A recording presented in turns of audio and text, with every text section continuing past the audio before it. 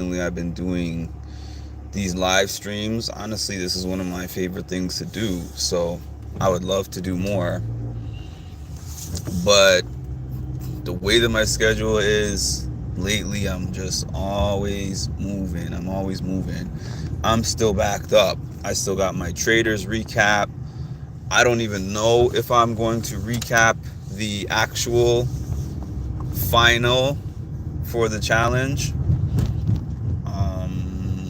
I still have my recap of last night when I was at the Survivor premiere party. So I'm pretty backed up on stuff, but hopefully I'll have a chance to catch up on everything over the weekend. I think that I have a free-ish weekend, so I'll be able to catch up on all the videos that I haven't been able to do. So right now, I'm trying to get out a very quick recap.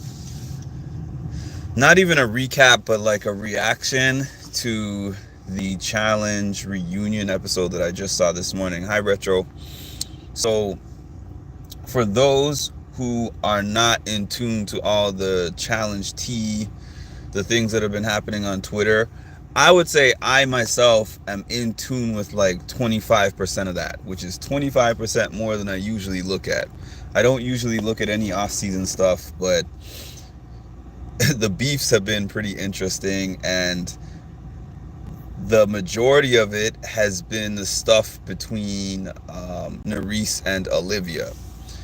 And that has been wavering back and forth based on the interview and based on the time period of the interview. And the thing that happens with these shows is there's whatever incidents happen when they're filming the show, and then there's people coming out and doing interviews and making posts about things that happen on the show, and then watch it and hear and see people's intent and know if somebody lied and basically played in your face. So Nurys experienced that with Olivia.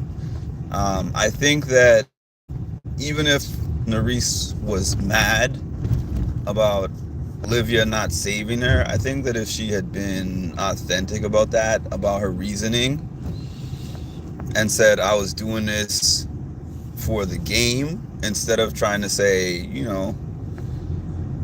I just had a brain fart, I wasn't thinking in the moment, it was a bad mistake. It wasn't a mistake, it was a choice. I think that's pretty much the reason why Nurys is mad. And I can't speak for Nurys.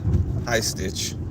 I can't speak for Nurys, but I'm the type of person who, if somebody does something to me that is intentional, I would rather them say, I did this, it was intentional for these reasons, but I, in retrospect, realized it was wrong and I'm sorry. So they took ownership of what they did. She kind of tried to take an ownership, but she did this thing that I kind of call blanket accountability. I'm so sorry, I'm so wrong, I'm so sorry. If I could do it again, I wouldn't do it. But it's not a real accountability, because it's just more like, I'm sorry if I did anything wrong. That type of thing. What else happened in the reunion? Oh yeah, so they had showed this thing where poor Horacio is here in the middle because he doesn't like drama, he doesn't like beef, but he actually said in the reunion that he and Olivia have talked everything out, and he said, if I make a friend on the show, I make a friend for life. Oh, I remember what I was gonna say. There was something that I was gonna say about this best friend thing.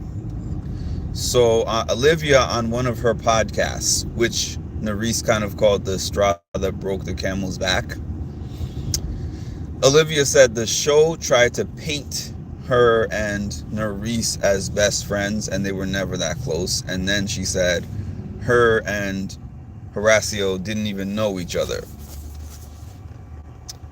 Bye, I love dies. I don't know what that means. Anyways, she tried to say that her and Horacio were not as close as the show painted them out to be, and in fact they weren't true ride or dies, which I already heard and I already knew. That's not news that the show has put people together before. But it's not even the fact that of saying like they were ride or dies before. I don't think anyone really cares about that. It was that they were partners on that ride or die season. They had such a big moment together, and then apparently they became close after that.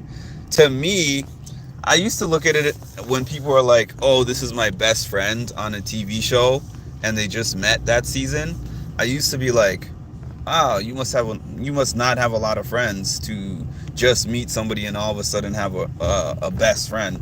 But then I started to realize this is like a work situation, and everybody goes into work. Not everybody, but a lot of people have had the experience, including myself, of going into a job environment, and this person is not your person. Like, you didn't know them prior. They're not a part of your everyday, day-to-day life when you clock out of work, but you just meet them and bond within that environment. Now imagine your work environment is in like New Zealand, South Africa, Switzerland, Australia, somewhere where you don't even know, you're isolated from everybody else, and you're in a brand new country, and you only have these 16, 20 people, or however many people come on the season.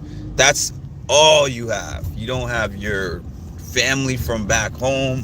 You don't have your friend. You don't have your spouse, your children, your significant other. You just have those people. So I take best friend to basically just mean your person while you're there, the person you connect with, the person you vibe with, and the person you trust. So I think that Olivia, when she got out of the house and people were like, you betrayed your best friend, she tried to downplay the best friend part in an attempt to make herself look better, when in fact it made herself look worse, because Nurys was like, I considered you a best friend or a close friend. And when Maria asked her, hey, do you consider when Maria Menounos asked Olivia, do you consider Nurys as a best friend, she was like, the time that she took to answer sounded like a no to me. She didn't say no, but the time she took to answer sounded like a no. I guess what I'm gonna say too is, like, a lot of times these people let fans get in the way. A lot of times these people let fans get in the way of their relationships with each other, because for the most part, a fan's goal is just to be entertained. When a fan is like, I demand accountability for something that person A did to person B, it's not because they really care that the person has an atonement for their behavior. It's because they just like having the power to be like, I demand for you to apologize to this person. So if that person apologized, it's like, oh, I made this stranger on TV apologize and do what I wanted them to do. And if they don't apologize, it's like, see, this is a terrible person. So I think Olivia got caught up in this. I think that I am going to say that she was in a tough position, but this is just the way of the reality TV world in general. I've learned this from watching the shows, from talking to many of them, from interviewing some of them.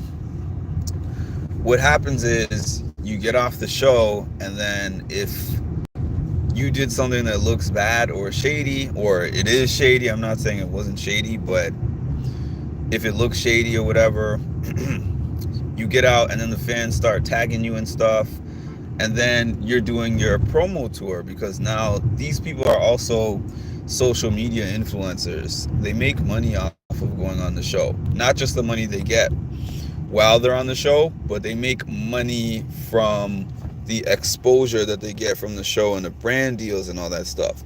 So a lot of them don't just do the show and then disappear off into the sunset. Now they go around, they do podcasts, they do interviews, they do a whole bunch of different stuff where they have to answer a whole bunch of questions. And the thing that happens with that is the fans will take a snippet of whatever it is that they said. Like Olivia will talk to somebody for an hour and a half, and then the Nerys question will be a 5-minute segment in that interview. And if she answered it in a funny way, the fans will snip that part, put it on Twitter or wherever, tag her, tag Nerys. Hey, did you hear what Olivia said about you? And then Nerys might have an instant response to that, and she would be like, why would she say that? She's not going to go listen to the whole interview. I mean, I feel like I would. I feel like I would actually listen to the whole interview. And then here's the other side. Here's Olivia. Sorry, y'all. I think it cut off a couple of times. But basically, because before we even, and Nerys had a look on her face like she was really pissed also. Like, yeah, I see you, sir. New York in a nutshell. Anyways.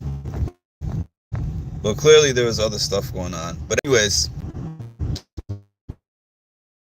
revisit this. But I just wanted to real quick, and please drop in the comments. Let me know what you thought of the reunion. Whose side were you on? You know, are you excited for part 2? Kylan and Asaf are getting into it, so I'm interested to see that. Anyways, talk to y'all soon. Have a great evening.